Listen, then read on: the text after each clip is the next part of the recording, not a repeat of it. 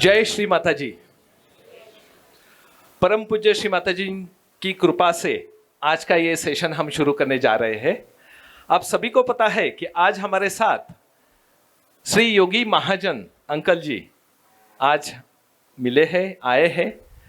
Uncle जी से पहला सवाल शुरू कर देते हैं। अंकल जी, पुणे कलेक्टिविटी में आपको यहाँ पर आकर कैसे लग रहा है? जैसे अपने घर लौटे हैं ऐसे लग रहा है।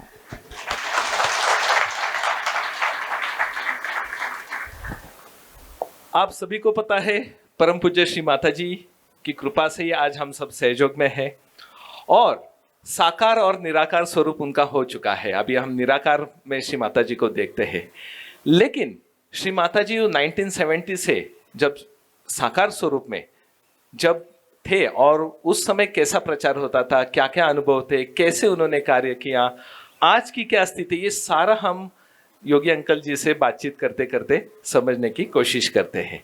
अंकल जी, उसके पहले यहाँ पर आपके ही कुछ मेमोरीज फोटो है यहाँ पर, तो आप जरा स्क्रीन पर भी देख लीजिए सब। तो थोड़ा सा इन फोटो के बारे हमको थोड़ा सा बताएंगे तो अच्छा हो जाएगा। तो ये जो फोटो है ये प्रतिष्ठान में कवाली हॉल जिसको आप देखते हैं बाहर में, तो अक्सर हर साल श्री माता जी यहाँ एक इवनिंग कवाली इवनिंग रखती थी। जैसे कि उनकी डॉटर का बर्थडे था, ये साधना जी का बर्थडे था, तो हैदराबाद से ये कवाली निज़ामी कवाल होते थे, तो उनका प्रोग्राम चल रहा था। तो ये फ़ोटो उस समय की है। उसके बाद सब सहयोगी वहाँ डिनर करते थे, तो एक बहुत इनफॉर्मल रिलेशनशिप था श्री माता जी के साथ। ये फ़ोटो धर्मशाला की है 1985 में। तो जब श्री माता जी हिमालय के सामने उन्होंने हिमालय के सामने दोनों हाथ जोड़ के प्रणाम किया, बोला ये मेरे पिता हैं। तो उस समय मेरे मन में कई दिनों से एक प्रश्न था कि आखिर परमात्मा का रूप क्या है। तो श्री माता जी हिमालय को देख के बोल रही हैं मेरे को कि ये जो प्रकृति है यही परमात्मा का रूप है। तो इसलिए हमारी दृष्टि उस तरफ है, श्री माता जी दिखा रही हैं और मैं देख रहा हूँ, और उसमें से हिमालय से वाइब्रेशंस आ रही हैं। तो श्री माता ने कहा कि देखो हिमालय से कितनी वाइब्रेशन आ रही है। तो हमको तो खैर दिखाई नहीं दी, और मैंने कहा श्री माता जी हमको तो नहीं दिखाई दे रही। तो कुछ श्री माता ने ऐसा कुछ किया, बोलो अब देखो। तो फिर दिखाई दी कि हिमालय से कैसे वाइब्रेशंस बह रही हैं। तो श्री माता ने कहा कि ये हिमालय स्वयंभू है और इसकी वाइब्रेशन से सारा जो विश्व है उसकी क्लेंजिंग होती है। तो जैसे कि ओशन में वेव्स बह रही हैं, ऐसे वाइब्रेशंस बह रही हैं, इस तरह आ रही थी हिमालय से वाइब्रेशंस। ये रशिया में है, मॉस्को में पहला प्रोग्राम है। और उस समय एक प्रोफेसर थे, उन्होंने श्री माता जी का नाम पहली मर्तबा नोबेल पीस प्राइज़ के लिए रिकमेंड किया था। तो उसी फोटो में वो श्री माता जी को प्रणाम कर रहा है। तो ये जो पब्लिक प्रोग्राम हुआ पहला, तो श्री माता जी स्टेज के ऊपर हम एस्कॉर्ट कर रहे हैं मॉस्को में। ये जो प्रोग्राम है यूक्रेन का है और इसीलिए ब्लैक एंड वाइट फोटोग्राफ है। उस टाइम इतना एडवांस नहीं था टेक्नोलॉजी, और एक ओपन स्टेडियम में हुआ जहाँ 20,000 लोग आए।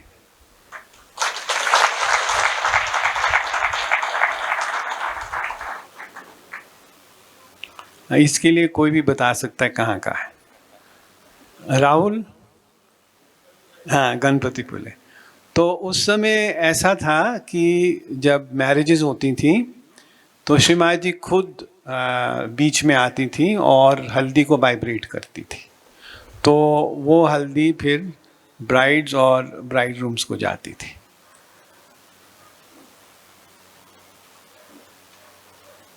हाँ, ये श्रीमती की वेडिंग एनिवर्सरी का प्रोग्राम है, जहाँ की उससे पहले फेलिसिटेशन प्रोग्राम हुआ, जिसमें जो उस समय इंडिया के डिप्टी प्राइम मिनिस्टर थे एल.के. अडवाणी, वो भी उपस्थित थे, और यूनियन मिनिस्टर थे, 2-3 गवर्नर थे।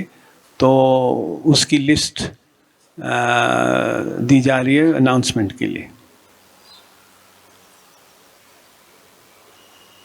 ये श्रीमती जी की अराइवल है सेंट पीटर्सबर्ग में। उस समय ट्रेन से जाते थे from Moscow to Saint Petersburg, overnight journey होती थी। तो जैसे ट्रेन स्टेशन में हम पहुँचे तो वहाँ सबसे जो उन्हें स्वागत किया। हाँ, ये यूक्रेन की है फ़ोटो। जैसे श्रीमती जी की अराइवल होती थी तो वो लोग रिसीव करके वहाँ वेलकम करते थे। ये एक लेडी जो श्रीमती जी को कॉलेज से, श्रीमती जी के साथ कॉलेज में थी, तो वो पहली मर्तबा श्रीमती जी को एक पब्लिक प्रोग्राम में मिली और श्रीमती जी बहुत प्रसन्न हुए उसको मिलके। ये फ़ोटो है जिसमें श्रीमती जी हम कुछ जो एक पुस्तक लिख रहे थे, गीता एनलाइटन, और श्रीमती जी उसकी करेक्शंस कर रही थी। तो होता ऐसा था कि जब भी श्रीमती जी को समय मिलता था तो गीता का एक एक चैप्टर श्रीमती जी एक्सप्लेन करती थी, फिर थोड़ी सी हम कमेंट्री लिखते थे, फिर श्रीमती जी उसको करेक्ट करती थी। तो इस तरह धीरे धीरे ये किताब बनती गई। इसको तो आप पता है कहाँ है,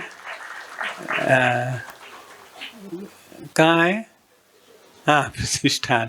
ये फंक्शन था, श्रीमती जी की ग्रैंड डॉटर की एंगेजमेंट थी, तो श्रीमती जी नीचे एंगेजमेंट के लिए आ रहे थे। ये भी रशिया का है फ़ोटो। तो एक ओपन स्टेडियम में प्रोग्राम है और श्रीमती जी प्रोग्राम के लिए जा रही हैं। हाँ, ये इधर है टर्की में, और टर्की में एक म्यूज़िक इवनिंग है, उसके लिए श्रीमती जी जा रही हैं। ये श्रीमती जी की एक इंटरव्यू थी। हम कल्पना दीदी के घर में बैठे थे बॉम्बे में, और ये इससे पहले दिन शिवाजी पार्क में बहुत बड़ा प्रोग्राम हुआ। सबसे बड़ा प्रोग्राम जो आज तक बॉम्बे में हुआ वो शिवाजी पार्क में। तो उसके बाद एक प्रेस इंटरव्यू थी, तो उन्होंने हमको श्रीमती जी से कुछ प्रश्न करने के लिए कहा था। हाँ, ये जो सेंट पीटर्सबर्ग एकेडमी ने श्रीमती जी को सम्मानित किया एक अवार्ड से, और वो अवार्ड की जो भाषा है उसको ट्रांसलेट कर रहे हैं यूरी। तो उस अवार्ड में पहले अवार्ड ये था, ये आइंस्टाइन को दिया गया था। तो ये जो डॉक्टर, ये जो प्रोफेसर है, इनका नाम प्रोफेसर वेरोनॉफ है।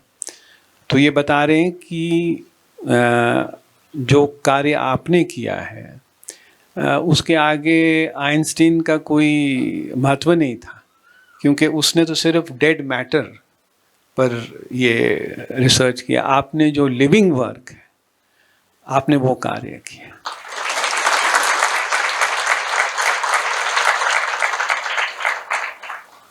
तो ये श्रीमती जी की जो फ़ोटो आई थी धर्मशाला में 1985 में, शैलपुत्री पूजा थी। तो वो फ़ोटो एक एग्जीबिशन में थी और श्रीमती जी उसको देख के प्रसन्न है। अंकल जी, आप कंपेयर करके दिखा रहे क्या देवी का फोटो देवी के साथ? ऐसा बिल्कुल कुछ? ऐसा ही था कि वही रूप श्रीमती जी का है। तो श्रीमती ने हंस के कहा, ये किसी किसी को ये रूप नज़र आता है।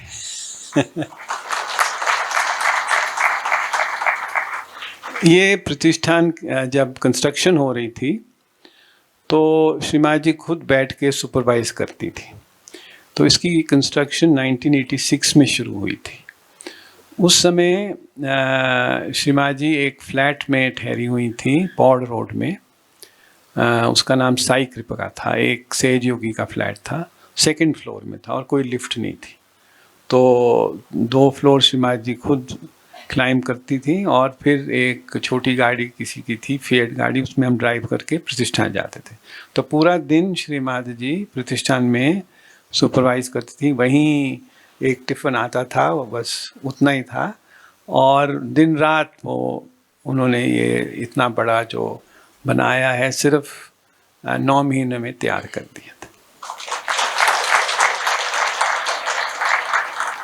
ये एक पब्लिक प्रोग्राम है कोलकाता में। तो एक जलान थे जिन्होंने ऑर्गेनाइज़ किया था नेताजी सुभाष चंद्र बोस स्केटिंग रिंग में। पहला प्रोग्राम था, बहुत लोग आए थे उसमें। ये इधर है मैरिजेस के बाद गणपतिपुले में, तो श्रीमाता जी को हार सब कपल्स ने ऑफर किया था। एक बार जोरदार ताली योगी जी के लिए।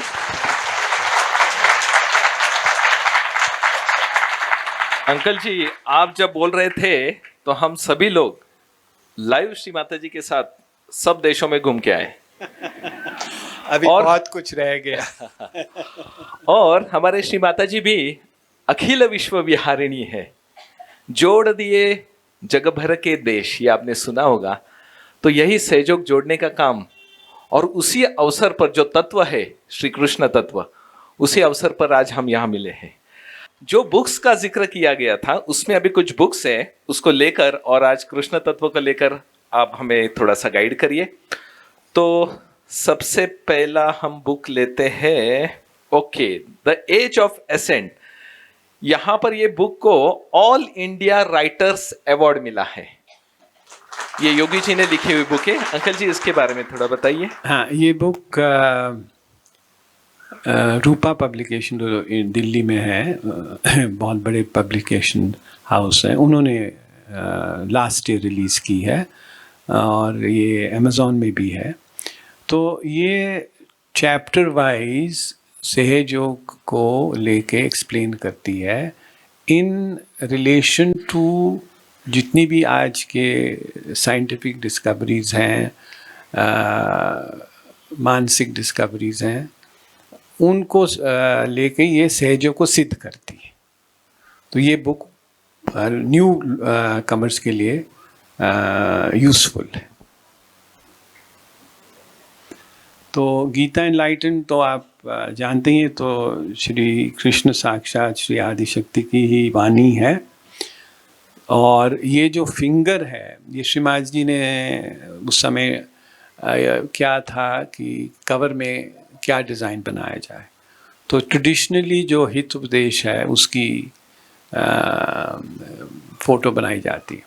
तो श्री कृष्णा की जो ये जो फिंगर है, विशुद्धि फिंगर, श्रीमाता जी बोला कि इसकी आप फ़ोटो लो और ये कवर में रखो, कि सिंबॉलिक कि ये श्री कृष्ण खुद साक्षात ये प्रवचन दे रहे हैं।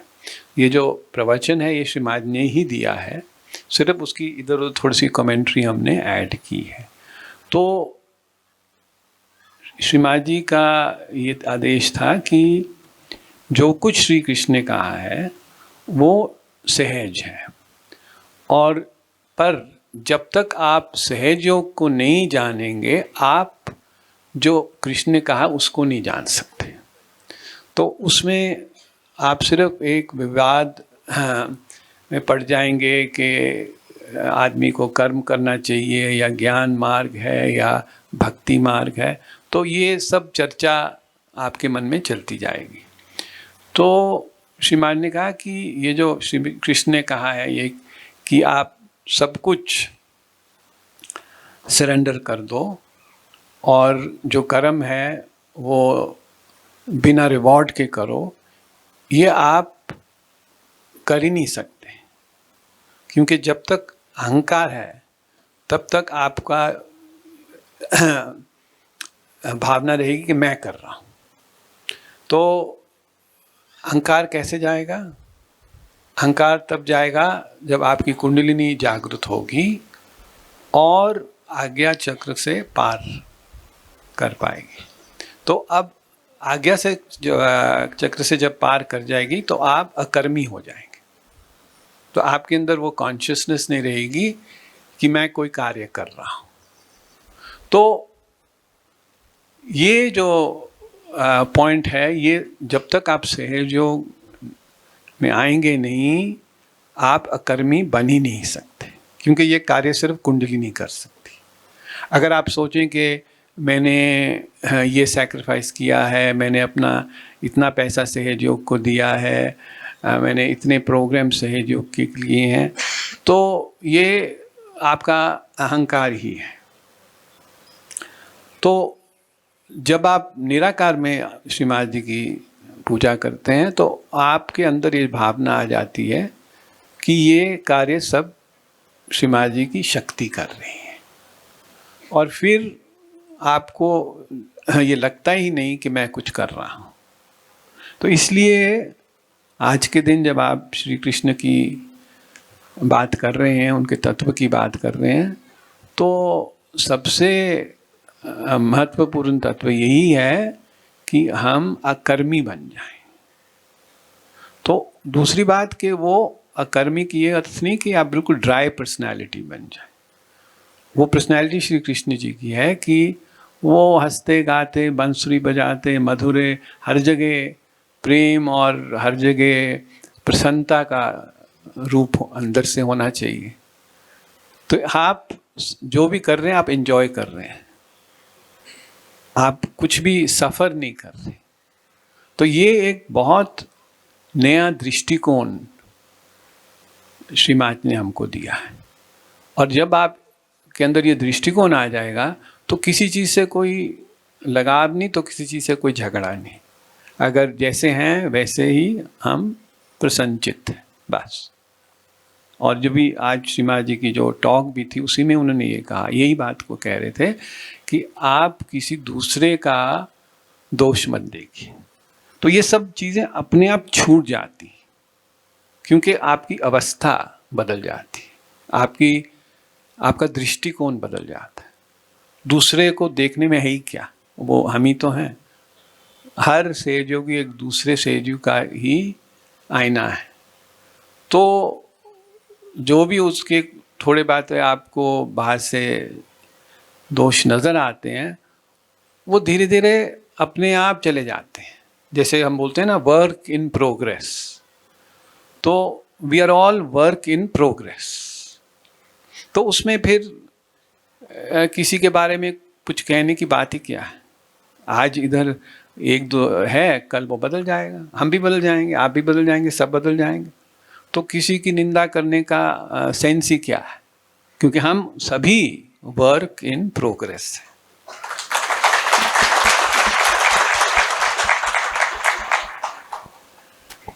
हाँ, ये जो इंस्पिरेशन और इटर्नल मोमेंट्स की पुस्तक है, ये जो हमारे साथ अनुभव हुए हैं, जितने हमें याद आए और जो लिख पाए, वो इस पुस्तक में। बहुत से लोग मिलते हैं कि आप अपने अनुभव बताइए। तो मैं काफ़ी सालों से बता रहा था, फिर मैं अपने आप को ही रिपीट करने में कोई इतना आनंद नहीं आता है। तो हमने कहा चलो इसको एक लिख दें, आप इसको पढ़ लीजिए, सब उसी में है। अंकल जी, ये जो गीता एनलाइटन आपने लिखी, तो हाँ। ये आपको प्रेरणा कैसे? ये श्रीमाता जी ने हमें कोयम्बटूर में थे, एक हेल्थ सेंटर में।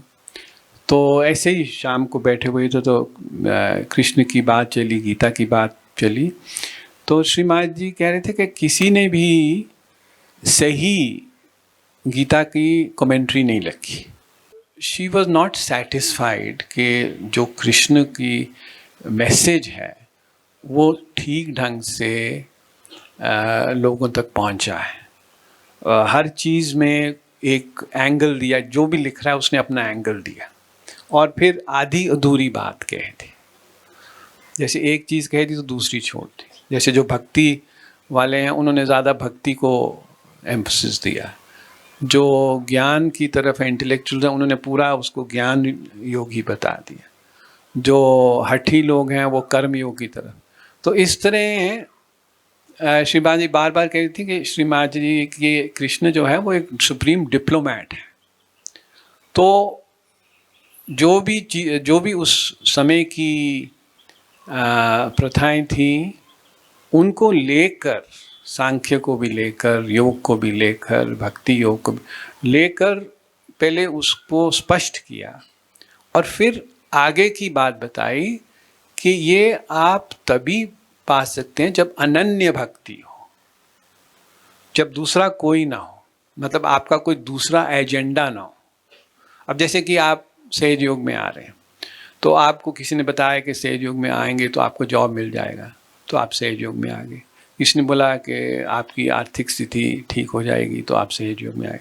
किसी ने बोला आप हेल्थ आपकी ठीक, तो आप किसी ना किसी कारण सहज योग में आए।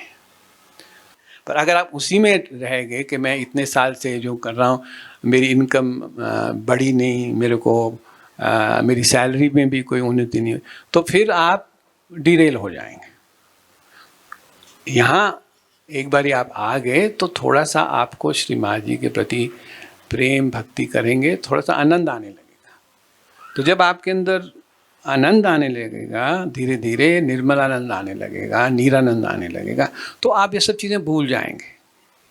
तो एंड पॉइंट क्या है कि सिर्फ श्री माँ जी हमको आपकी भक्ति चाहिए, ये सब चीज़ें पीछे रह गई। बहुत मर्तबा श्री माँ ने कहा कि मेरे पास देने के लिए तो बहुत कुछ है, पर लेने वाले नहीं। अगर आपकी दृष्टि दूसरी तरफ है और माँ बैठ के दे रही है, तो आप कैसे ले सकते हैं? जैसे बहुत भजन है, माँ हमारी भर दे झोली इतनी, तो गंगा तो बह रही है, आप कम से कम अपनी घाघर तो उसमें पानी निकालने के लिए लगाइए। अगर आप घाघर ही डालेंगे गंगा में तो पानी कैसे लेंगे? सिर्फ आप प्रार्थना करते रहें कि और भजन गाते रहें कि भर दे मेरी झोली, तो कैसे होगा? इंग्लिश में एक उसके लिए बड़ा अच्छा कहावत है, you can take the horse to the water but you can not make him drink. तो अब आ तो गए सहज योग, तो अब उसका आनंद तो आपको ही लेना है ना। जितना भी ये एडवर्टाइजिंग करके आपको आकर्षित करके ले आए, पर अब आगे आपको पाना है। तो इसके लिए आपके अंदर वो प्योर डिज़ायर बहुत ज़रूरी है, वो सूझबूझ बहुत ज़रूरी है कि ये कितनी महान शक्ति है। आपने देखा कितने लोग क्योर हो गए, कितनी मिरेकल फोटोज़ हैं। ये सब देखते हुए भी अगर आप नहीं समझ रहे तो एक वेकअप कॉल चाहिए, ये पॉइंट है। अंकल जी, जो एक सहयोगियों की पहचान जो चाहिए श्री माता जी के दृष्टिकोण से समाज की ओर, उसके बारे में थोड़ा हमें बताइए, क्योंकि अभी श्री माता जी निराकार में है और उनकी अभिव्यक्ति सहयोगी माध्यम में ऐसे कह रहे हैं, तो वो कैसे हो सकता है? मेरे मन में बहुत प्रश्न थे, पर ठीक नहीं था कि हर टाइम श्री माँ जी को मैं प्रश्न ही पूछता रहूं। पर एक प्रश्न ऐसे ही बातों बातों में आ गया कि श्री माँ जी सब देव देवताओं के वाहन हैं, तो आपका वाहन कौन है? तो श्री माँ जी बोले, सब सहज योगी मेरे वाहन हैं।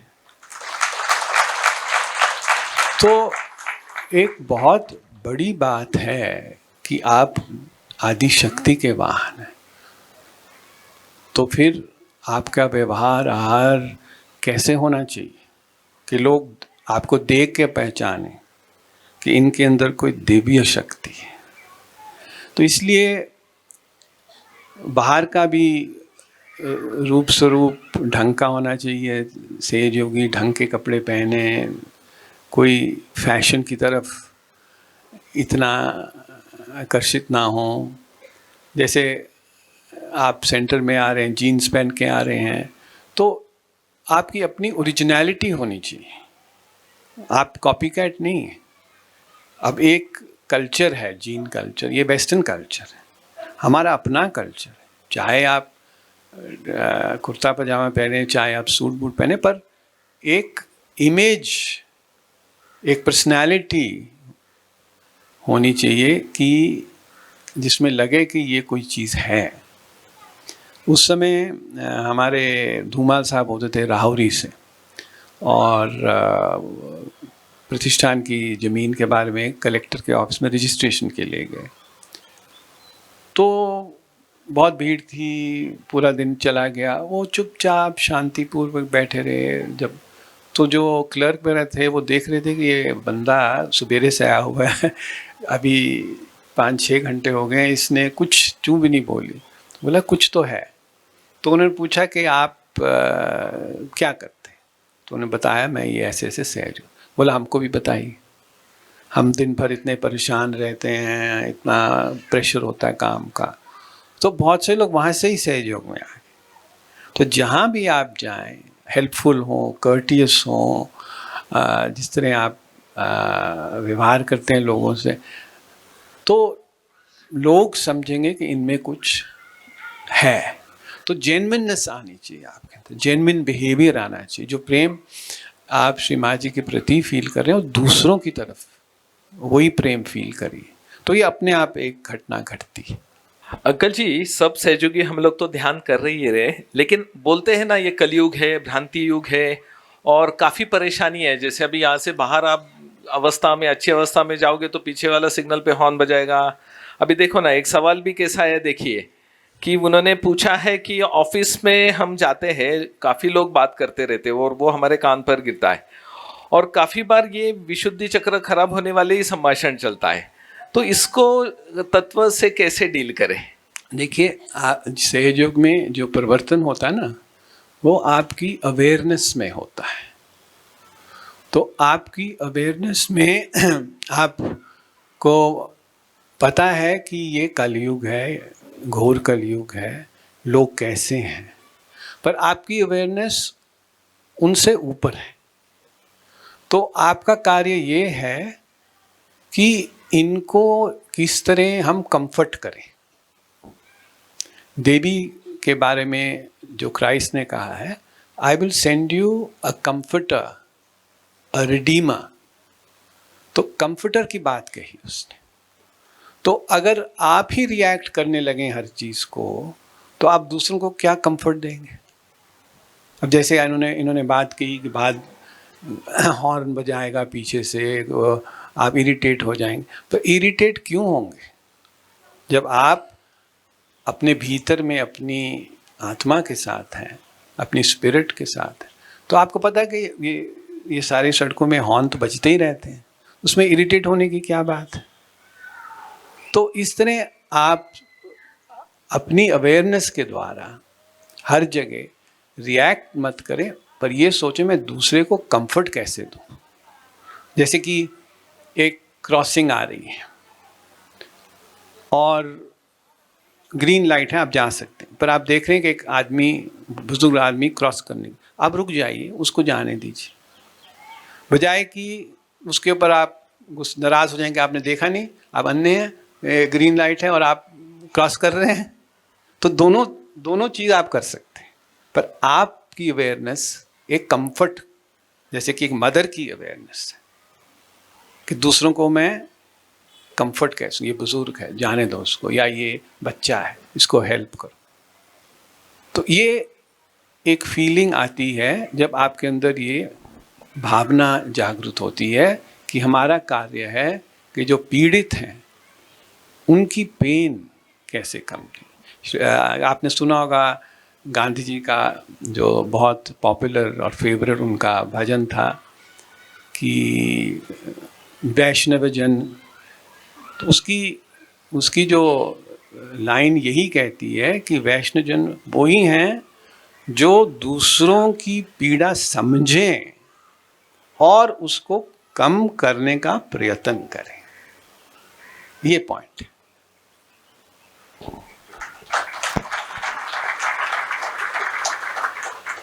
और एक छोटा सा, जैसे कि आजकल काफ़ी नए सहयोगी जुड़ रहे हैं और कुछ लोगों को ऐसे लगता है कि भाई साकार में उन्होंने श्री माता जी को नहीं देखा हो, लेकिन अभी निराकार में वो कर रहे हैं, या फिर जो भी पुराने लोग हैं, क्योंकि उनको भी अभी इस युग में कैसे आना चाहिए, क्योंकि अभी देखिए ना, सिंपल मोबाइल भी देखोगे तो उसके भी नए वर्जन आ रहे हैं आज के युग के हिसाब से। तो हमें भी इस युग को, और श्री माता जी क्या चाहती है, और ये साकार निराकार, इसका कुछ आप बताइए। सहज का कोई नया वर्जन नहीं आ सकता, ये पूर्ण है। पहली बात, कोई भी इसको ना ऐड ऑन कर सकता है ना सब्ट्रैक्ट कर सकता है। बहुत से लोगों ने मीडिया में अपने अपने चैनल शुरू किए हैं, सहयोग अपने ढंग से बताते हैं और बहुत सी चीज़ें जोड़ देते हैं जो श्रीमान ने कभी कही भी नहीं।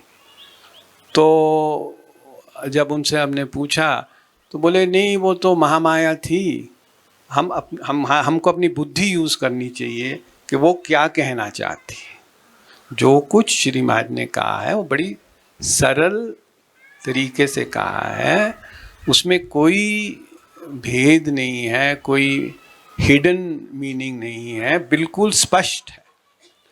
तो उसको आप अपनी बुद्धि से ना आगे बढ़ा सकते ना कम कर सकते, सिर्फ इतना कर सकते हैं कि उसको आप सिंपल लोगों को समझाने के लिए अपने तरीके से समझा दीजिए। पर ये कहना कि श्रीमान जी ने ये कहा है, अब जैसे एक साहब थे, उन्होंने एक बनाया 10 कमांडमेंट्स ऑफ सहज योगा, तो श्रीमान ने कभी ऐसा कहा ही नहीं 10 कमांडमेंट्स ऑफ सहज योगा। तो नहीं ये सब पॉइंट्स हैं जो श्रीमान ने बोले, इसलिए वो 10 कमांडमेंट्स बन गई। श्रीमान ने बहुत सी चीज़ें कही हैं, तो पर सहज योग का ऐसी डेफिनेशन नहीं कोई दी गई कि यही सहज योग कि आपके 10 कमांडमेंट्स ये डूज एंड डोंट, ऐसा कुछ नहीं। तो आपकी डिस्क्रिशन है, आप स्वयं के गुरु हैं, तो पर जो आपको कहना आप कहिए, पर ऐसा कहना कि ये सहज योग ये है, ये ऐसा नहीं है। तो दूसरी बात जो आपने कही कि जो नए लोग हैं, जिन्होंने श्रीमान जी को नहीं देखा, तो ये एक बहुत एवोल्यूशन पॉइंट आ गया यहाँ कि जो आज के लोग हैं उनमें एक सटल अवेयरनेस है जो कि सच को पहचान सकती है। जैसे हमारी जनरेशन थी, हम हिंदू धर्म में बहुत बंधे हुए थे, या जो भी जिस धर्म को फॉलो करता है, तो हमको एक किस्म से अपने आप को डीकंडीशन करना पड़ा, बहुत स्ट्रगल करना पड़ा कि बहुत सी चीज़ें जो सहज योग में बताई गई हैं, क्रिश्चियन या मुसलमानों या आप मोहम्मद साहब को एक्सेप्ट करो, कट्टर हिंदू नहीं एक्सेप्ट कर सकते। तो ये आप लोगों में नहीं, क्योंकि आप एक फ्री इंडिया में आपका जन्म हुआ और बहुत से बंधन नहीं थे, इतने ऑर्थोडॉक्स घर नहीं थे, इतना आपके अंदर कंडीशनिंग नहीं है। तो आपके अंदर एक जो आपकी नेचुरल एबिलिटी है, जिसको एक हमारे अमित साहब बोलते हैं सेंट्रीफ्यूगल फोर्स, तो उससे आप रिकग्नाइज कर सकते हैं सच को। उसी से आपने श्रीमान जी को पहचाना। हमारी जनरेशन थी तो हमको कुछ सामने चाहिए था जिससे हम इम्प्रेस हों और जिससे हम अट्रैक्ट हों, और अगर वो नहीं होता तो हम शायद सहयोग में आते ही नहीं। और श्रीमान जी की दिव्य पर्सनालिटी इतनी मनोहर थी, इतनी इम्प्रेसिव थी कि देखते ही सुनते ही आदमी इम्प्रेस हो जाता था। मैं बताऊं आपको रशिया की बात। अब रशिया में 100 साल तक आप भगवान का नाम भी नहीं ले सकते थे। कम्युनिस्ट रशिया था उस टाइम, 89 की बात कर रहा हूँ मैं। तो जब प्रोग्राम रखा गया तो हमें खुद पता नहीं थी कि ये लोग आएंगे कि नहीं आएंगे, कोई आएगा कि नहीं, क्योंकि जब उन्होंने भगवान को ही नहीं माना 100 साल तक, सब चर्च बंद थे, कहीं भी गॉड का नाम भी नहीं था उनकी लिटरेचर में। पर जब देखा तो पूरा हॉल भरा और उतने ही लोग बाहर वेट कर रहे हैं। तो श्री महाराज जी भी हैरान हो गए कि ऐसे लोग आए कहाँ जिन्होंने मेरा कभी नाम नहीं सुना, कैसे आ गए। तो उन्होंने पूछा उनसे कि आप लोग कैसे आए मेरे प्रोग्राम में। तो उन्होंने बोला, Shri Maharaj ji, of course by your photograph. तो उनके अंदर भी पहचान थी और श्री महाराज जी की देवी शक्ति भी थी। तो वो जो सेंट्रीफ्यूगल फोर्स था, उस फोर्स से वो अपने आप खींचे गए। तो यही बात आज जो आप लोग नए लोग जो आए हैं, उनके अंदर ये सेंट्रीफ्यूगल फोर्स बहुत तेज़ी से चल रहा है। उनको देख रहे हैं दुनिया किस दिशा में जा रही है, घोर कलयुग की तरफ जा रही है, पर ये भी पता है कि सत्य का है। इसलिए जब उन्होंने सब धर्म, आजकल हर चीज़ आपके मोबाइल फ़ोन में आप देख सकते हैं, ये गॉड मैन कौन है, ये गुरु क्या कर रहा है, ये कल्ट क्या कर रहा है, तो उनको सब इन्फॉर्मेशन है। पर वो सब इन्फॉर्मेशन को छान के वो सहज योग में आते हैं और फिर टिक जाते हैं। तो ये उनकी ग्रेटनेस है।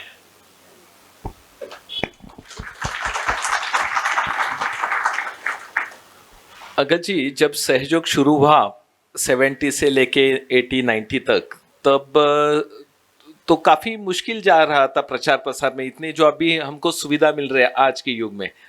तो ये जो, लेकिन उसका जो मटेरियलिज्म है, इसका कितना यूज़ करना है, नहीं करना है, इसका कुछ संतुलन थोड़ा सा बता दीजिए। देखिए, आप हर चीज़ का प्रयोग कर सकते हैं। जैसे मैटर है, तो सहज योग, जो सहज योगी है वो अपनी वाइब्रेशंस मैटर में डाल सकता है।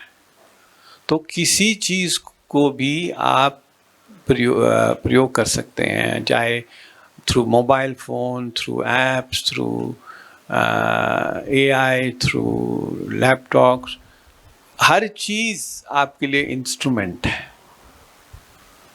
तो रुकिएगा मत। जो भी अपॉर्चुनिटी कहीं भी मिलती है उसको यूज़ करिए। श्री महाराज ने कहा कि ये जो टेलीविज़न, ये हमारे लिए ही बना है। ये कम्युनिकेशन सिस्टम जो आज बने, ये सहयोग को स्प्रेड करने के लिए ही है। तो ये हर जो चीज़ नहीं आ रही है, ये आपके लिए ही श्री कृष्ण जी कम्युनिकेशन विशुद्धि चक्र से आपको दे रहे हैं।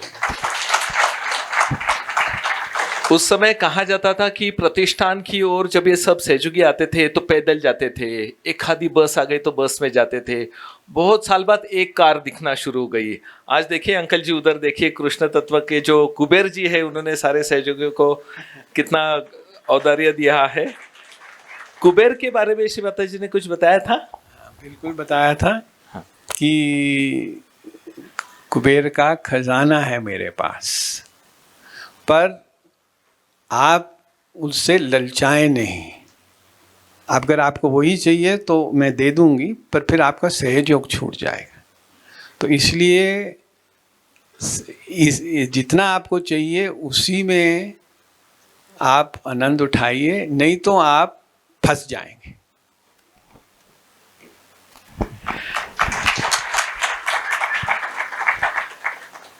परम पूज्य श्री माता जी को जैसे प्लीज करना, यही एकमात्र चीज है, बराबर है? तो उसके बारे में कुछ बताइए। तो एक इसकी कहानी तो आप जानते हैं श्री गणेश जी की, कि जो देवी को उसने अपनी मदर को 3 बार सर्क्यूमुलेट किया। तो जब आदि शक्ति हैं आपके सामने, चाहे निराकार चाहे साकार, तो जो भी कुछ आप कर रहे हैं उसको प्रसन्न करने के लिए कीजिए, ना कि मीडिया को, ना कि पब्लिक को से इम्प्रेस करना कि हमने इतना बड़ा प्रोग्राम किया, कितने लोग आए, या इतनी बड़ी पूजा की, वहाँ 10,000 लोग आए, उन्होंने पूजा की उसमें सिर्फ 5,000 लोग आए। तो इसमें मत पड़िए, इसका कोई संबंध नहीं है श्री महाराज जी के साथ। कितनी बड़ी या कितना सजाया, कितना बड़ा स्टेज बना, कितनी लाइटें लगाई, कितने फूल चढ़ाए, इसका कोई संबंध नहीं समाज। वो तब प्रसन्न होती है जब आप सच्चे दिल से, जैसे गीता में लिखा, चाहे एक फूल चाहे एक पत्ता मेरे को ऑफर कीजिए, पर पूरे हृदय से कर। उसके लिए आपको कुछ इम्प्रेस करने की जरूरत नहीं। किसी को इम्प्रेस करने की कोशिश मत करिए, क्योंकि जब आप इम्प्रेस करेंगे तो आज्ञा में चले जाएंगे। हम्बली ह्यूमिलिटी, प्यार से, दिल से। एक घटना आपको बताता हूँ। ये अलीबाग में अक्सर श्रीमाद जी गणपति के बाद जो इंडिया टूर था वो अलीबाग आता था, फिर वहाँ से सब फॉरेनर्स बॉम्बे चले जाते थे। तो अलीबाग में जो फिशरमैन कम्युनिटी थी, मिस्टर कोहली होते थे, बड़ा अच्छा उन्होंने सेठ योगियों के लिए टेंट वगैरह लगाए थे और श्रीमाद जी के लिए उनका घर में। तो दिल्ली वाले जो आए हुए थे गणपति पुले, उन्होंने सोचा कि हम भी अलीबाग चले जाएं, तो किसी को उन्होंने इन्फॉर्म ही नहीं किया और 2 बसेस फुल अलीबाग पहुंच गई। तो वहाँ एक बहुत राइट साइडेड सेठ योगी थे, तो बोले यहाँ जगह नहीं, आप जाओ यहाँ से। तो वो 2 बसेस को वहाँ से भेज दिया। और जब श्रीमाद जी को ये बात पता चली तो वो बहुत नाराज हो। तो एक तरफ आप बहुत तैयारी कर रहे हैं और बहुत बड़ा प्रोग्राम कर रहे हैं पूजा के लिए, ये वो सब, पर दूसरी तरह आप दूसरे सहयोगियों को आप इस तरह ट्रीट करेंगे तो क्या देवी प्रसन्न होगी? तो देवी तब प्रसन्न होती है, श्रीमाद जी के कई बार कहा है, कि जब आप अपने दूसरे भाई बहन, दूसरे सहयोगियों को उतना ही प्यार दीजिए जितना आप मेरे को देते हैं, तो मैं प्रसन्न होती। तो भूल जाइए बाहर की चीज़ें, ज़्यादा पूजा में शो ऑफ करने की जरूरत नहीं है। कई बार श्रीमाद जी ने देखा कि जब भी पूजा होती थी उन दिनों, तो उसके बाद सारा पूजा का अकाउंट श्रीमाद जी को दिया जाता था। तो एक पूजा में उन्होंने 20,000 रुपये उस समय फूलों में खर्च किए। तो श्रीमाद जी बोले, इतना खर्चा काहे को किया? मैंने तो फूल देखे ही नहीं। तो ज़्यादा पैसे की ओर मत बरी कीजिए कि हमको इतना पैसा चाहिए पंडॉल के लिए, इतना पैसा चाहिए फूलों के लिए। सिंपल पंडॉल लगाओ, सिंपल फूल लगाओ, ताकि आपका चित श्रीमाद जी की तरफ रहे। नहीं तो आपकी नाभि आउट हो जाएगी। आप पैसा की बरी करेंगे कि कहाँ से आएगा पैसा, हमको ये करना है वो करना है, तो वो सब करने की जरूरत नहीं है। सिंपल रखो, उसी में देवी प्रसन्न।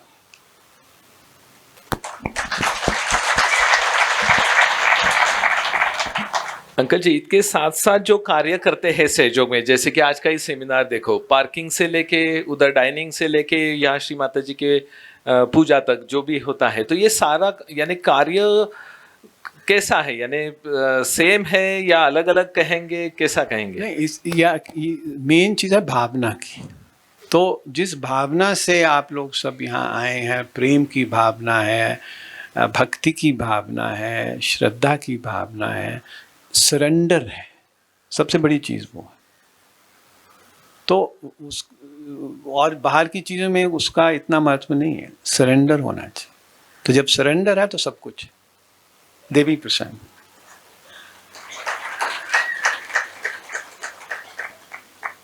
यहाँ पर काफ़ी समन्वयक लीडर्स लोग भी हैं जो छोटे छोटे सेंटर्स के कोऑर्डिनेटर्स हैं और सब मिलके चलाते हैं, बहुत अच्छी तरह से कार्य करते हैं। तो उनके लिए कुछ श्री माता जी का संदेश या जो भी कुछ याद है तो आप बता दीजिए। देखिए, जैसे हम कोई चीज़ ऑर्गेनाइज करने लगते हैं ना, तो राइट साइड चढ़ जाती है, और क्योंकि हमारा चित्त वन साइडेड है, जैसे मानव की बुद्धि चलती है, या वो लेफ्ट साइड में चलती है वो राइट साइड में चलती है। तो जो लेफ्ट साइड के लोग हैं वो ज़्यादा भक्ति में चले जाते हैं, राइट साइड के लोग हैं ज़्यादा ऑर्गेनाइजेशन में चले जाते हैं। मैं कल ही की बात बताता हूँ। मेरे को एक फ़ोन आया कि उनको एक स्कूल ने ऑफ़र दिया है कि 1 महीना आप हमारी सारी क्लासेस को सहयोग सिखाओ। तो अब पैम्फलेट प्रिंट होना था, तो आधे सहयोगियों की ऑब्जेक्शन थी कि आप पैम्फलेट में श्री माँ जी की फ़ोटो नहीं लगाए क्योंकि लोग फेंक सकते हैं, और बाकी बोले नहीं लगाओ। तो मेरे को जब फ़ोन आया तो मैंने समझाया कि ये जो फ़ोटो आपकी जो पैम्फलेट दी जाती है नए लोगों को, ये श्री माँ जी ने स्वयं इंस्ट्रक्शन दिए हैं कि जब आप पैम्फलेट देते हैं उसके अंदर फ़ोटो दी जाए। पहले तो पैम्फलेट होते ही नहीं थी, सिर्फ फ़ोटो होती थी। तो श्री माँ जी खुद अनाउंस करती थी प्रोग्राम, पब्लिक प्रोग्राम के बाद, कि आप फ़ोटो के सामने किस तरह ध्यान करना है घर जाके, तो फ़ोटो दी जाती थी। फिर कुछ साल के बाद लोगों ने बोला ऐसे फ़ोटो नहीं देनी चाहिए, कम से कम इसको एनवेलप में डाल के देनी चाहिए, तो एनवेलप में डालनी शुरू हो गई। फिर पोस्टर्स लगना शुरू हो गई। फिर लोगों ने, कुछ सहयोगियों ने ऑब्जेक्शन किया, अरे फ़ोटो आप पोस्टर लगाओगे तो लोग उनको टेयर कर देंगे, श्री माँ जी का अनादर होगा। तो श्री माँ जी ने बताया कि मैं सब ये जानती हूँ और मैं प्रिपेयर होके आई हूँ कि इस युग में ये सब होने वाला है, इसकी चिंता आपको नहीं करनी, आपको सिर्फ मेरा कार्य करना है जिस तरह मैंने बताया कि सबको फ़ोटो दो। तो चाहे वो फ़ोटो फाड़े चाहे फेंके, वो उसका कर्म है, आपका कर्म है सिर्फ सबको फ़ोटो देना। तो अगर आप यही सोच जाएंगे हम फ़ोटो देंगे तो पैम्फलेट देंगे, वो करेगा क्या? घर जाके किसके सामने वह ध्यान करेगा? बिना फ़ोटो के कैसे ध्यान करेगा? या आप खड़े होकर उसकी इंटरव्यू लेंगे कि आप इस फ़ोटो को लेके जाएंगे तभी दें, ध्यान करेंगे तभी देते हैं, नहीं तो देते हैं। तो ये इन चीज़ों में जब ज़्यादा ऑर्गेनाइज करते हैं ना, तो आप ज़्यादा सोचने लगते हैं। तो ज़्यादा सोचने की ज़रूरत नहीं, हर स्थिति में ये सोचिए कि श्री माँ जी कैसे करते थे, श्री माँ जी का क्या आदेश। तो जितनी भी उस समय बुक्स बनी थी, जितने भी पैम्फलेट और जितने भी पोस्टर्स बने थे, NITL एक संस्था थी, एक श्री माँ जी की खुद पर्सनल नाम से एक कंपनी थी, उसका नाम NITL रखा गया। उसकी चेयरमैन श्री माँ जी थी और उनकी 2 डॉटर्स उसके डायरेक्टर थी, तीसरा कोई नहीं था। और वो श्री माँ जी के ही पैसे से कंपनी बनी। उस टाइम श्री माँ ने 20 लाख रुपए दिए थे। तो उसका महत्व ये था कि जितनी भी photos, video tapes, audio tapes, books, वो सब इस संस्था से बने और कहीं से ना बने, क्योंकि खुद श्री माँ जी पर्सनली अप्रूव करती थी हर बुक, हर बुकलेट, तब वो पब्लिश होती थी। तो उसको अब वही बुकलेट आगे जाके सब सेंटर्स ने शुरू की उसको प्रिंट करना, क्योंकि NITL बंद हो गया। तो उसको उस पर प्रश्न करने की कोई आवश्यकता नहीं, ये ऑलरेडी कार्य हो चुका है। तो इस तरह जब आप ऑर्गेनाइज करते हैं कि कैसे श्री माँ जी की पब्लिसिटी की जाए, कैसे फ़ोटो रखी जाए। अब एक प्रोग्राम में 2 सहयोगियों में झगड़ा हो गया, बोले एक लेफ्ट साइड में रखो स्टेज फ़ोटो श्री माँ जी, दूसरा बोले नहीं राइट साइड में सिंहासन रखो। तो दोनों का तर्क ये था कि अगर लेफ्ट में रखेंगे तो वाइब्रेशन लेफ्ट साइड की आएगी, राइट में रखेंगे तो राइट साइड में आएगी। तो मतलब आप किस हद तक जा सकते हैं ऑर्गेनाइज करते हुए, क्योंकि सोच एक दृष्टिकोण है, आपका बैलेंस में नहीं है। तो आप सिर्फ एक ही तर्क से चल सकते हैं। अगर राइट साइड में तो राइट बाइट सोचेंगे, लेफ्ट में सिर्फ लेफ्ट साइड सोचेंगे। इसलिए सेफ्टी के लिए अगर आप बोले अच्छा वाइब्रेशन चेक करो, तो जिसकी राइट साइड वाइब्रेशन बोले हाँ मेरे को राइट में आ रही है, जिसकी लेफ्ट में बोले लेफ्ट में आ रही, तो आप उसको कैसे सॉल्व करो। तो उसका एक सरल यही मार्ग है कि जैसे श्री माँ ने बताया आप वैसे कर लो, बस ज़्यादा उसमें अपना दिमाग नहीं लगाओ, नहीं तो आप अतिकर्मी हो जाओ। एक किस्सा हुआ ऐसा बहुत श्री माँ जी के सामने। एक पहली मर्तबा दिल्ली में, पहली बार, वेरी फर्स्ट टाइम दूरदर्शन ने श्री माँ जी की इंटरव्यू लेने का मैसेज भेजा। तो हम सब बहुत एक्साइटेड। तो इतने कुतुब में उन दिनों कुतुब में श्री माँ जी ठहरती थी, कुतुब सेंटर में। तो दूरदर्शन वालों, पहले तो श्री माँ जी बोले मैं स्टूडियो में नहीं जाऊंगी। तो दूरदर्शन वालों ने मान लिया ठीक है, हम आपके घर आएंगे और वहाँ सेटअप करेंगे स्टूडियो। तो श्री माँ जी टॉप फ्लोर में रहती थी और ये स्टूडियो सेट करना था फर्स्ट फ्लोर में। तो सब लोग इतने एक्साइटेड थे कि एक दूसरे से आर्ग्यू करने लगे, नहीं ये ऐसा यहाँ ये रखो, नहीं वो बोले नहीं ऐसा यहाँ रखो। वो करते करते जब श्री माँ जी आई तो जैसे श्री माँ जी अपना राइट पैर रखा तो राइट पैर ऐसे टर्न हो गए। श्री माँ जी बोले आप लोग क्या कर रहे हो, इतना राइट साइड किसके लिए? फिर सबको बोला तुम क्षमा मांगो सब। श्री माँ जी आप करता करा। फिर 15-20 मिनट, और ये सब दूरदर्शन वालों के सामने हो रहा है, उनके कैमरा लगे हुए, और श्री माँ जी की वो पैर टर्न हो रहा है। और फिर श्री माँ जी से जो कि दूसरे आए वो मसाज कर करके 15-20 मिनट ऐसे ही गए, तब जाके इंटरव्यू शुरू। तो इसलिए जो ऑर्गेनाइज कर रहे हैं उनको, उन पर बहुत अटैक है और उनको बहुत अपनी क्लियरेंस रखनी चाहिए कि कहीं हम इसमें फंस ना जाए। और दूसरे उसका एक्सट्रीम है कि नहीं हम कुछ नहीं करेंगे तो हमारी ईगो चढ़ जाएगी। तो एक एक्सट्रीम और एक दूसरा एक्सट्रीम, तो दोनों को जितना कोशिश करें अपनी क्लियरेंस करें।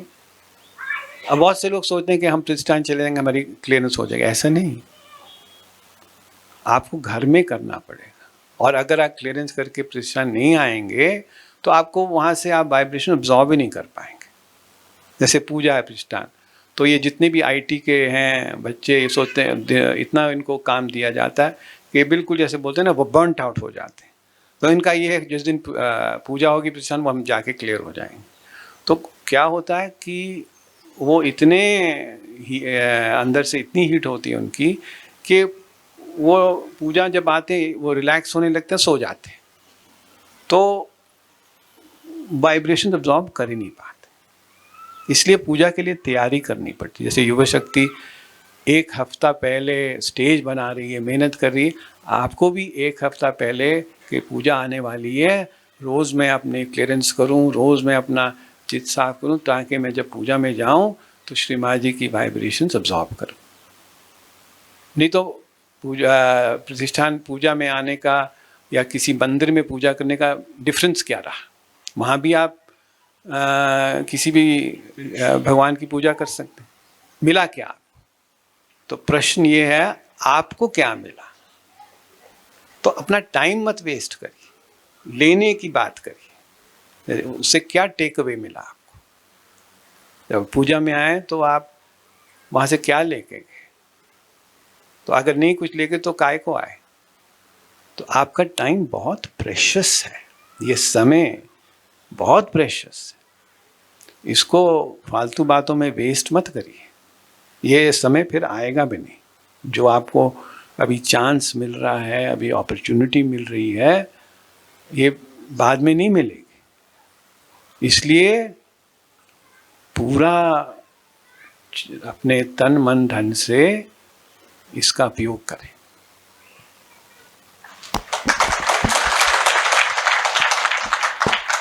एक अभी सवाल आया था सहयोगियों से, बस उसे पढ़ लेते हैं। सवाल तो बहुत अच्छा है, और जो श्री माता जी ने अभी अमृतवाणी में बताया था कि श्री गणेश जी का ध्यान एक जगह पर करने के लिए बोला है और बच्चों जैसा बोला है, और दूसरी तरफ श्री कृष्ण जैसे डिप्लोमेट भी बनने के लिए कहा है। तो ये थोड़ा सा कैसे पॉसिबल करे, ये थोड़ा सा पूछ रहे। तो जब श्री माँ जी बोलती हैं कि श्री गणेश जी का ध्यान करो या श्री कृष्ण जी का ध्यान करता, इसका ये अर्थ नहीं है कि आप किसी चक्र में फोकस करिए, कि जैसे श्री माँ ने कहा कि आप गणेश जी का ध्यान, इसका ये नहीं अर्थ कि आप अपने मूलाधार चक्र पर चित्त करिए, या कृष्ण जी का बोला तो आप अपने विशुद्धि चक्र पे फोकस करिए। श्रीमान ने क्लियर बात कही कि किसी भी चक्र में आपको कंसंट्रेट नहीं करना है, आपको कंसंट्रेटेड मेरे में करना है। कि आपका चित्त कहाँ है? किस चक्र में नहीं, आपका चित्त श्रीमान जी पर है। कहाँ है श्रीमान जी? सहस्त्रार में। तो ये पॉइंट क्लियर पहले होना चाहिए। बहुत से लोग मैंने देखा है, अब आप कुंडली चढ़ा लीजिए, आपकी कुंडली ऑलरेडी चढ़ी है, अब आप कुंडली को इस चक्र में ले आई, अब इस चक्र पे ले आई। ऐसा नहीं, जब कुंडली आपकी सहस्त्र में पहुंच गई तो आप नीचे काय को खींच रहे हैं उसको, हार्ट चक्र पे ले आई। सहस्त्रार में तो हार्ट में क्यों ले आए? तो किसी चक्र पे आप मेडिटेट मत करिए, कॉन्सेंट्रेट मत करिए, पहली बात ये। दूसरी बात श्रीमान ने कहा गणेश जी की करिए मेडिटेशन या श्री कृष्ण की, तो उसके तत्व पर करिए। क्या है गणेश जी का तत्व? इनोसेंस है। तो उसके इनोसेंस में करिए, अपने आप को देखिए कि मेरे अंदर क्या प्रॉब्लम है अवेयरनेस में, मैं कैसे अंदर अपने आप को स्वच्छ करूं कि श्रीमान जी प्रसन्न रहे। तो वो गणेश जी का तत्व। Shri Ganesh ji please give me chastity, gives me purity, give me innocence. तो उस तत्व को प्रार्थना करिए, उस तत्व को अर्पण करने की कोशिश करिए। तो ये गणेश जी की बात होगी। फिर आई श्री कृष्ण जी की बात। तो पहले सबसे बड़ी चीज़ श्री कृष्ण की मधुर। तो आपकी वाणी में स्वीटनेस होनी चाहिए। स्वीटनेस का ये अर्थ नहीं कि आप सच ना बोलें, सच बोलें, पर जैसे कि एक दवाई को शुगर कोट करके खाना है, उस तरह कि दूसरे को हर्ट ना फील हो। कृष्ण जी की ये बहुत बड़ी बात है कि किसी की फीलिंग हर्ट नहीं की उन्होंने। महाभारत का युद्ध रचने से पहले वो फिर भी लास्ट मिनट तक उन्होंने अटेम्प्ट किया, दुर्योधन को समझाने की कोशिश की, खुद वहाँ गए। तो उनका मकसद युद्ध नहीं था। उन्होंने बोला चाहे तुम 7 गांव दे दो, कुछ दे दो, 2 गज जमीन दे दो। पर जब दुर्योधन वो देने को भी नहीं तैयार था तो फिर और कोई रास्ता नहीं था। तो हर समय वो मुस्कुराते रहे, हर समय वो प्रसन्नचित रहे, अपनी लीला में खेलते रहे, उनको किसी चीज़ की चिंता नहीं थी। इस तरह सहज योगी को किसी चीज़ की चिंता करने की कोई जरूरत नहीं। जब श्री माँ है ना, तो वो देख रही है, सब कुछ देख रही है। पर अगर आप सोचो कि श्री माँ जी मेरी पॉकेट में है, मैं कभी भी निकाल के कुछ भी बना दूं लोगों को इम्प्रेस करने, तो फिर वो पखंड हो गया। तो श्री कृष्ण का था वो जेन्युइन थे, हर चीज़ में जेन्युइन। जो कार्य उन्होंने किया वो धर्म के लिए किया। जो कुछ अगर उन्होंने किसी राक्षस को मारा है, अब किसी को, तो धर्म के लिए किया। तो जो भी कुछ आप करें, इस प्रेम की शक्ति को संभाल के करें, कि किसी को हर्ट मत करें। आपको किसी पर वार करने की जरूरत नहीं है, वो कार्य देवी का है। ये याद रखें कि जितने भी भूत हैं, जितने भी बाधे हैं, वो आप नहीं वार कर सकते, वो देवी वार करें। आप श्री माँ जी को प्रार्थना करिए तो वो करें, ये कार्य आपका नहीं। और दूसरी बात, आप किसी को श्राप नहीं दे सकते। आपको गुस्सा भी आए तो आप, ये अधिकार श्री माँ ने बोला मैंने आपको नहीं दिया, तो आपको गुस्सा देने का अधिकार ही नहीं, गुस्सा करने का अधिकार ही नहीं। पहली बात ये, अगर आपको गुस्सा आए तो आप किसी भी मिरर के सामने खड़े होके जितना चलाना चला लीजिए, अपने ऊपर, पर दूसरों के ऊपर नहीं। उससे आपका गुस्सा ठंडा हो जाए। तो ये दोनों तत्व की बात।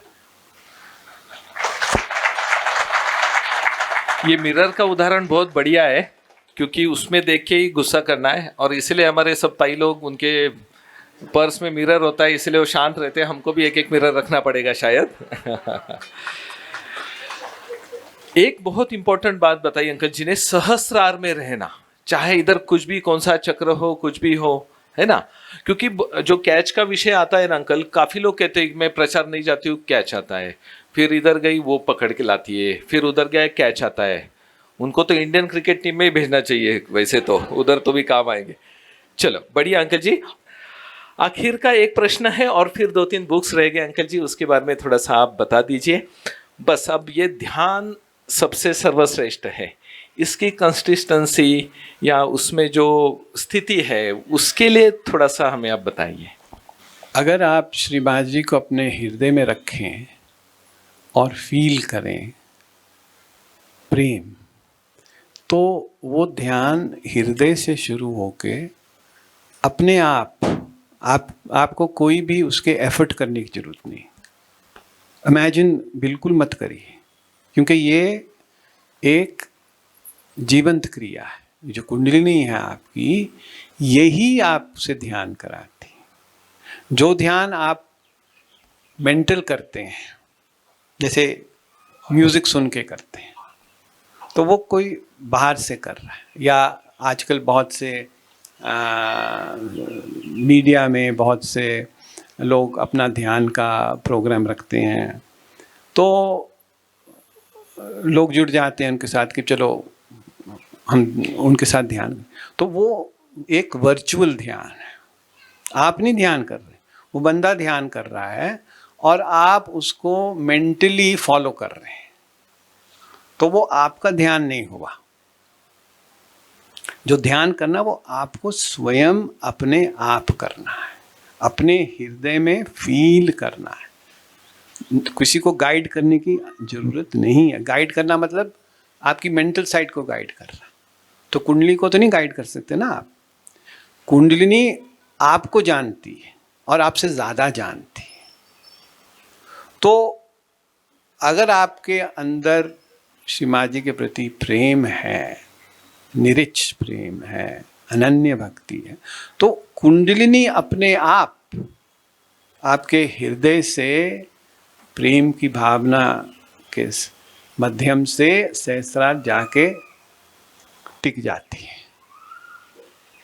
तो ये चीज पर आप चित डालें कि मैं कितना ध्यान किसी एड के द्वारा करता हूँ, किसी के म्यूज़िक के साथ करता हूँ, किसी को सुनने, वो ठीक है, म्यूज़िक सुनिए, बहुत अच्छी चीज़ है, रिलैक्सिंग है, आपकी भावना बढ़ाती है। पर ध्यान के समय चाहे 5 मिनट, चाहे 10 मिनट, आप बिल्कुल निर्विचार सिर्फ हृदय में श्री माँ जी का प्रेम की अनुभव करिए। कोई चीज़ विजुअलाइज नहीं करिए, कोई मंत्र नहीं उस टाइम बोलने का। जितने मंत्र आप पहले बोल लीजिए, अपनी क्लियरेंस कर लीजिए, उसके बाद ध्यान होता है। पहले आप अपनी क्लियरेंस कर लीजिए, जो जो आपको चक्र में लग रहा है कि यहाँ पकड़ है, वो पकड़ है, उसके लिए आप सब मंत्र कर लीजिए, 3 कैंडल कर लीजिए, फुट शो कर लीजिए, वो सब कर लीजिए पहले। वो प्रेपरेशन है और ज़रूरी है। अगर आप वो प्रेपरेशन करेंगे तो आपकी मेडिटेशन होगा ही नहीं, पहली बात, क्योंकि वो जिस चक्र में अड़चन है वो चक्र आपको खींच लेगा। अगर नाभि में प्रॉब्लम है तो आप पैसे के लिए सोचने लगेंगे, वही विचार आने लगे। अगर विशुद्धि में है तो आपके अंदर कोई गिल्टी फीलिंग आने लगेगी। तो इसलिए जो जो चक्र में प्रॉब्लम है, पहले उसके आप मंत्र बोल लीजिए, उसकी ट्रीटमेंट ले लीजिए जैसे भी बताया गया है। फिर आप चाहे 5 मिनट ध्यान करिए, चाहे 10 मिनट करिए, पर उस टाइम सिर्फ अनन्य भक्ति, स्वाय श्री माँ जी के प्रेम की शक्ति, और कुछ मत सोचिए। बस उतना अगर आप कर लेंगे तो आपका ध्यान हो, वो ध्यान आपकी कुंडलिनी करा दे। ये पॉइंट, ना मेंटल साइड ना राइट साइड, आप मध्यम मार्ग में, विष्णु मार्ग में, कृष्ण मार्ग में, बस। और भी कुछ बुक्स लिखे थे अंकल जी ने, एक बार देख लेते हैं स्क्रीन पर। श्री कल्की है, 10th इनकारनेशन है, और the end game, let our spirits run free, why this. Yogi ji की एक बेटी भी है, प्रज्ञा महाजन, यानी अभी का सरनेम उनका प्रधान है, और वो भी काफ़ी डेडिकेटेड है युवा शक्ति, और काफ़ी बहुत अच्छे अच्छे प्रोग्राम्स वो भी कंडक्ट करती है श्री माता जी की कृपा में। और भी the master streak, education enlightened, a guide for schools. आपने कुछ स्टोरी बुक भी लिखी थी ना बच्चों के लिए, बेड टाइम स्टोरीज। ओके, उसमें क्या था अंकल जी? वो सब जो बच्चों के लिए कहानी लिखी, स्कूल के बच्चों के लिए, जो सहज रिलेटेड है, तो वैसी कहानी। तो जो 10th इनकारनेशन है श्री कल्की है, और लास्ट जजमेंट है, ये पूरा श्री माता जी के जीवन पर है। जो year by year, date by date, शुरुआत से 1970 से जो जो प्रोग्राम हुए, कहाँ हुए, पूजा कहाँ हुई, क्या क्या घटना घटी, मेन आउटलाइन है। तो ये 3 बुक्स में बताया गया। अभी ये सब बुक्स amruta.com में अवेलेबल हैं, और दुबई कलेक्टिविटी इसको अब ऑडियो बुक्स बना रही है।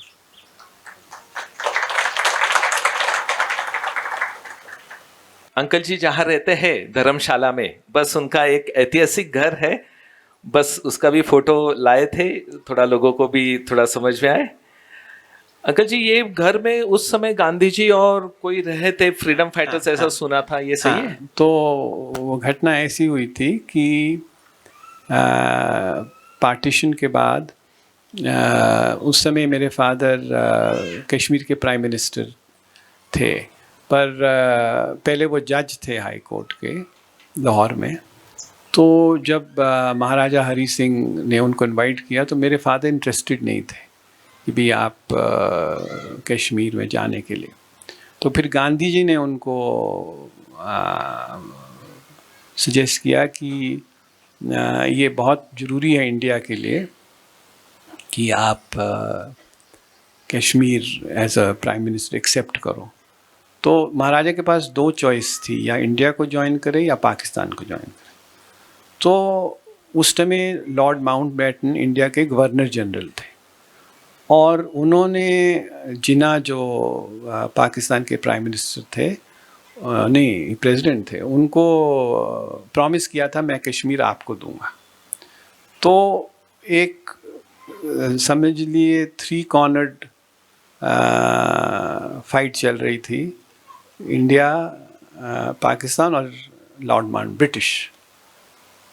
तो इसलिए बहुत ज़रूरी था कि इंडिया की तरफ महाराजा की इंटरेस्ट आए, और महाराजा ने फिर इंडिया की ही तरफ साइन किया एक्सेशन, और उसमें कोई प्लेबिसाइट की बात नहीं थी। ये बाद में नेहरू ने ये इशू यूनाइटेड नेशन में उठाई, तो इसलिए, और ना उसमें कोई आर्टिकल 370 की बात थी।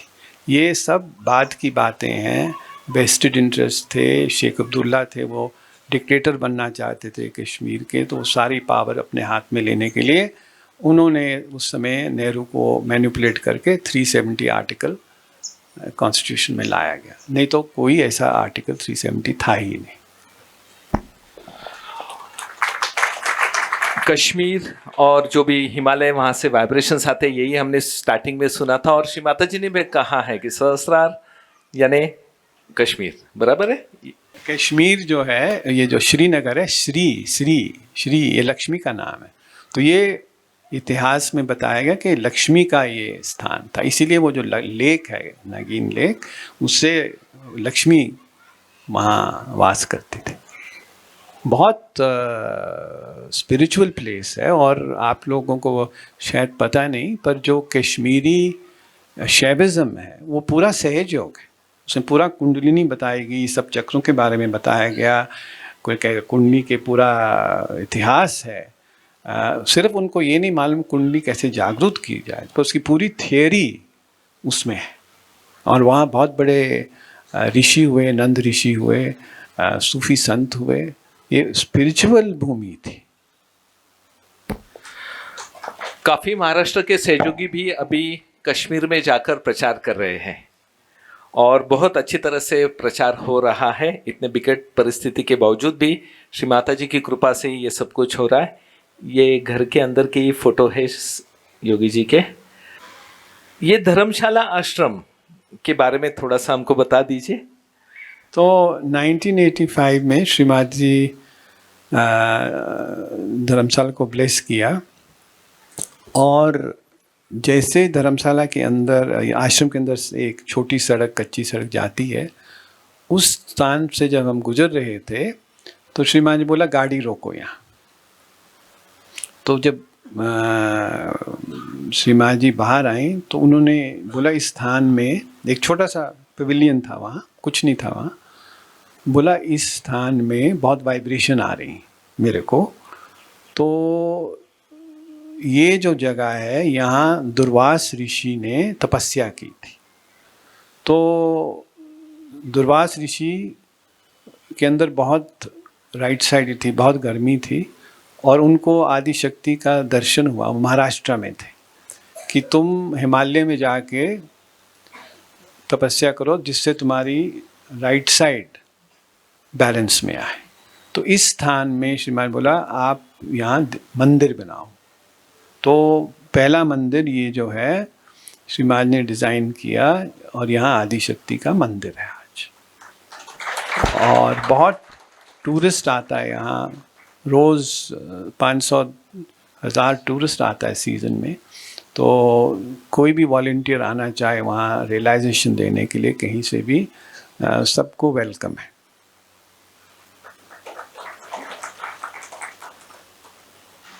अभी हर साल वहाँ शैलपुत्री पूजा मनाई जाती है, इस साल 15 अक्टूबर को है।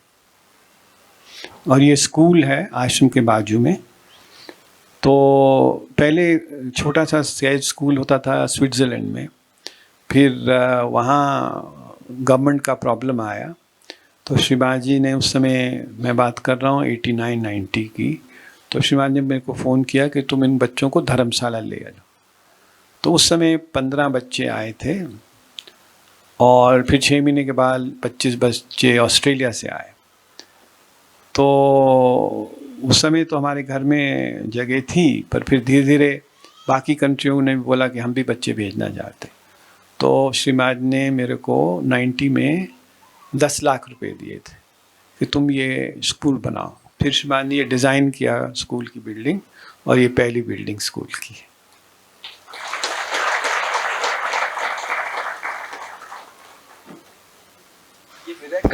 ये मिरेकल फोटो वही का है अंकल जी? इसके बारे में थोड़ा सा बताइए। तो ये श्रीमान जी का सिंहासन है। ये एक चांदी का सिंहासन है जिस 1994 तक जहाँ जहाँ श्रीमान जी की पूजा होती थी, तो ये सिंहासन पूजा के लिए रखा गया था। तो ये शैलपुत्री का ही है? हाँ, ये शैलपुत्री का, प्रथमम शैलपुत्री। हाँ, वो वाले। हाँ, ओके। ये एक बढ़िया रेनबो आया है, वाइब्रेशंस का। वाइब्रेशंस का रेनबो बराबर। हाँ, ये एक स्कूल की लड़की ने जब प्रोग्राम चल रहा था, तो ऐसे ही उसने वॉल की तरफ फ़ोटो खींची, तो और उसमें कुछ नहीं था। और अब आप देख रहे हैं कि उसमें देवी के 3 रूप आए, महालक्ष्मी, महासरस्वती और महाकाली। 3 रूप, और वो बिंदी लगी है, वो वहाँ कोई बिंदी नहीं थी। ये एक मिरेकल फोटो है, उसमें ये बिंदी आई।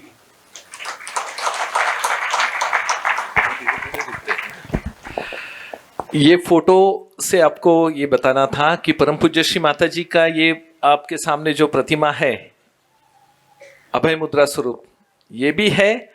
और जो पंचमहाभूत तत्व जो योगेश्वर जी में यानी कृष्ण तत्व में है, वो 5 एलिमेंट्स में भी श्री माता जी का ये अलग अलग वाइब्रेशन स्वरूप आकाश में, हवा में, पानी में, सब जगह आता है। और यही 5 एलिमेंट्स आज हमें श्री माता जी की कृपा में जागरूक करने हैं। श्री माता जी के बहुत बहुत ऋणी है, आभारी है कि आपने ये सौभाग्य दिया कि आज आप ही के सब बेटे, आप ही के बेटों के साथ चर्चा करके आपका ही वर्णन सबके सामने आपने दिया। तो एक बार योगी जी के लिए हम जोरदार ताली करते हैं।